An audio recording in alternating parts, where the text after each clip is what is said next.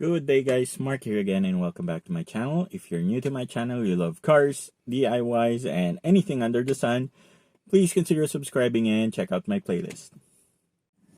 Good day guys, Mark here again and welcome sa channel natin ulit.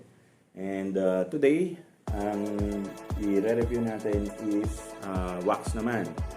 So we're gonna do a review on Micromagic Carnauba wax. Ito. This is only $99.75 and 250 ml na rin siya. So, titingnan natin if okay ba siya.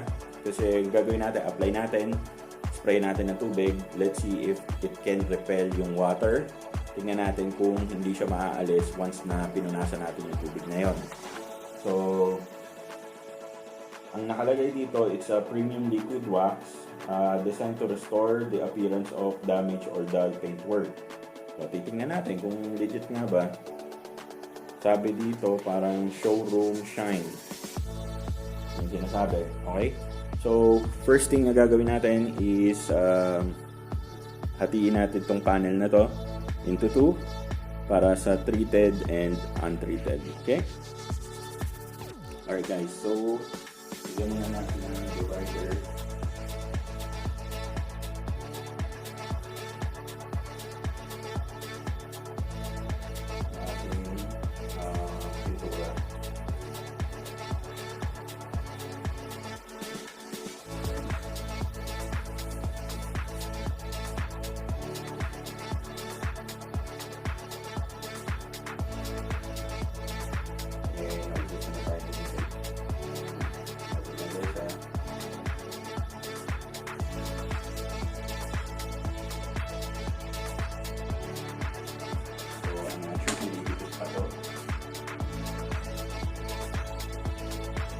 Good.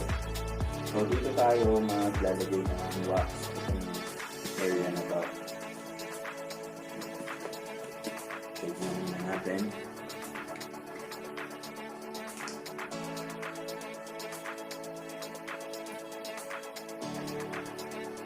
So, small amount lang ang ilalagay ko. And then, apply natin dito.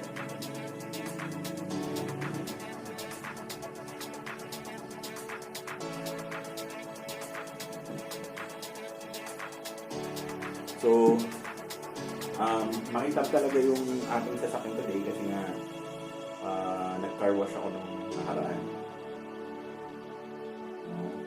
Punasan na natin. And we will see.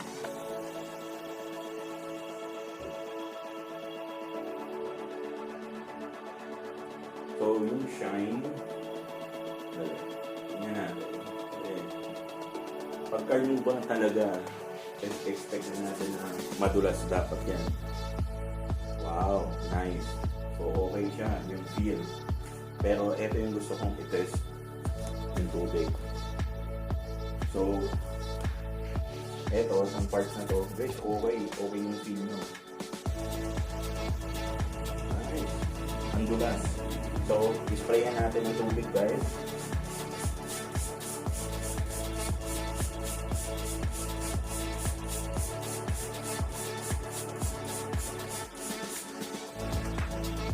Very nice, guys. Tingnan nyo.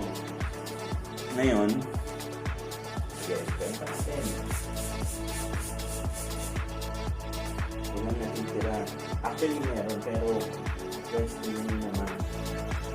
Nagre-refill siya na tubig. Anyways, ito yung gusto kong titest. Nasa natin.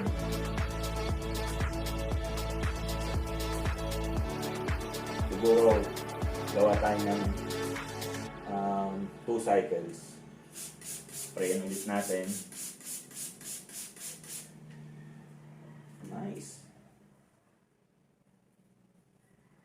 Last.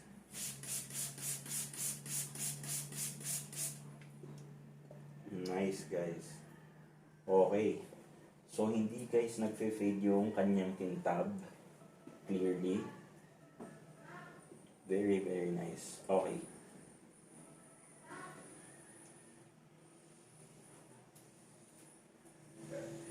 Ayan guys.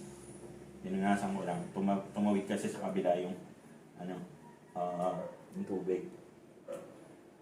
Okay. So yung feel niya, ganun pa rin. Parang nung unang pag-apply ko nung wax. I'm surprised. So for 99 pesos guys, this is a steal. Ang madalas ko kasing ginagamit is Botany Hydrophobic Wax tsaka yung 3M na synthetic wax. Pero okay siya guys. 99 pesos lang oh. Check out that shine. Tsaka guys oh, dinidiin ko yan pero tumudulas lang. Okay siya. So, I'm surprised. Okay. So guys, siguro kung i-score natin siya, let's give it a 9. Tapos 99 pesos lang 250 ml. Ang maganda pa ang bango niya guys pagka in-apply nyo. Sobrang bango. Tapos yun nga, nakita nyo naman na binugahan natin ng tubig. Kasi may mga wax na once na ma-expose siya sa tubig or naulanan, pag pinunasan nyo, wala na yung effect niya. So hindi na makintab, tsaka medyo nag-i-stick na yung daliri nyo pagka hinawakan nyo. Eto guys, hindi. Ayan o. Ang dulas pa rin. Anyways. So, ganun din. Available to sa mga Ace Hardware. Sa Blade, hindi ako 100% sure. Micromagic guys. Definitely a good buy. And that's it for me today guys. Hope you liked the video. If you did, please give this video a thumbs up. At kung hindi pa po kayo nakasubscribe, hit nyo na po yung subscribe button. Again, Mark nga pala ulit. And kung kailangan nyo po ng parts and accessories ng inyong sasakyan, link po sa description section below. Once again, Mark nga pala ulit. Maraming salamat po sa pagsama sa akin today and hope to see you guys on our next video.